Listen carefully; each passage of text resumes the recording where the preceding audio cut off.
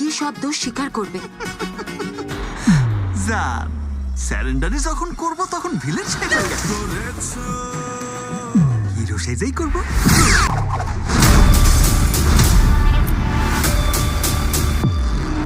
Hello viewers, আমি মাহফুজ আহমেদ আপনাদের মাঝে নতুন একটি ভিডিও নিয়ে চলে আসলাম। কারণ আপনারা জানেন যে এখন দরদের একের পর এক বৃষ্টি হয়েই যাচ্ছে, কারণ দরদের একের পর এক আপডেট আসতেই আছে এখন। কারণ সিনেমার মুক্তির কিন্তু আর বাকি নেই, যেহেতু 3 দিন বাকি আছে, সেই কারণে একটার পর একটা আপডেট দিয়ে যাচ্ছে। কিচ্ছু করার নেই, যেহেতু আগে আপডেট আসেনি। আর অনন্য মামুনকে নিয়ে আর কিছু বলবো না, যেহেতু একের পর এক আপডেট আসতেছে এখন তার বাধা নেই।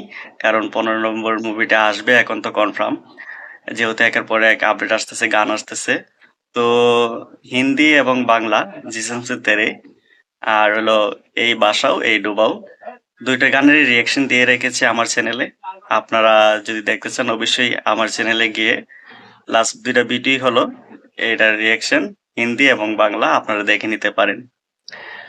তো এটাই বলবো, অসাধারণ দুইটা গান ছিল।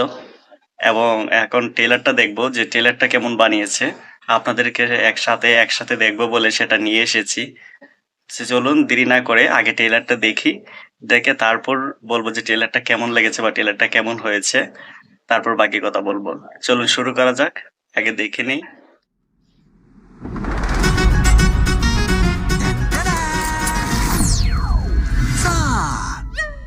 দেখো তো কেমন লাগতেছে।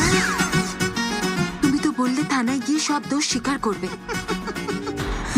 জান, স্যারেন্ডারি যখন করব তখন ভিলেন সেজে হিরো সেজেই করব। করেছো মন ঝট করে দু চোখের ক্যামেরায় জুম করে ফাতেমা, আমি তুলু মিয়া, দু চোখের ক্যামেরায় তোমাকে ভালোবাসি। বিয়ে করবে আমাকে?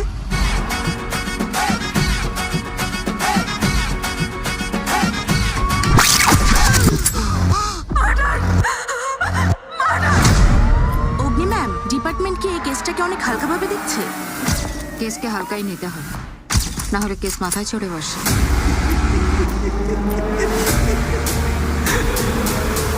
ফাতিমা, তুমি ভুল বুঝতেছো। আমি সবাইকে ডেকে বলে দেবো তুমি আমার সারপ্রাইজকে খুন করেছো।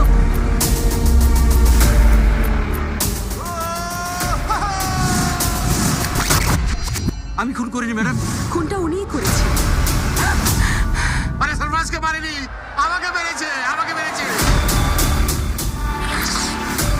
আমরা ভুল পথে এগোচ্ছি।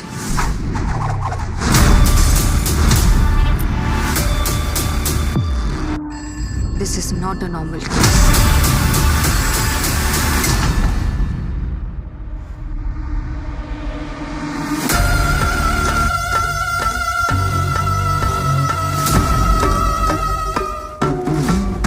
একজন প্রেমিক কখনো এতগুলো খুন করতে পারে না।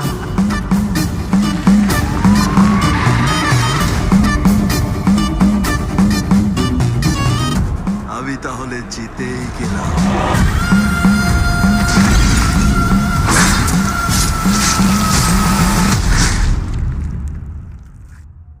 তুমি আবার কাউকে খুন করতে যাচ্ছ? আচ্ছা, তুমি আমি বিশ্বাস করতে চাও না কেন বলো তো?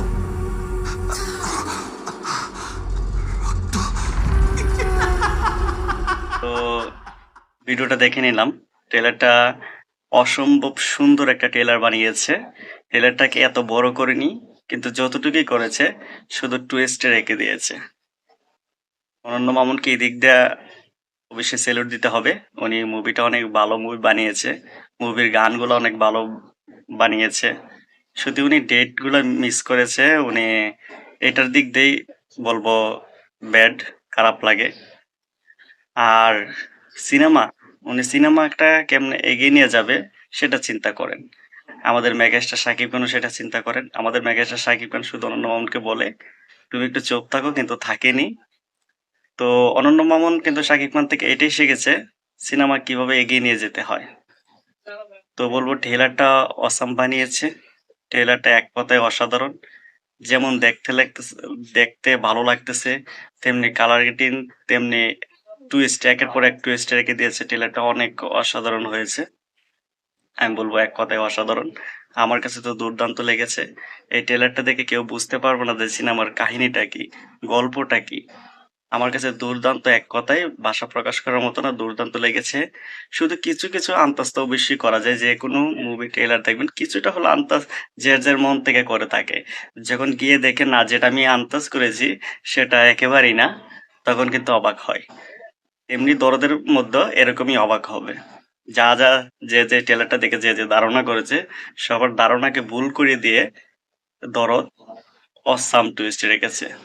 তো এটাই বলবো, আপনারা সবাই 15 নভেম্বর দরদ দেখতে যাবেন।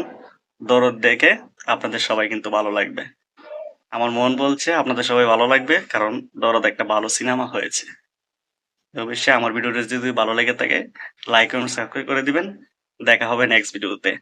খুদা হাফেজ।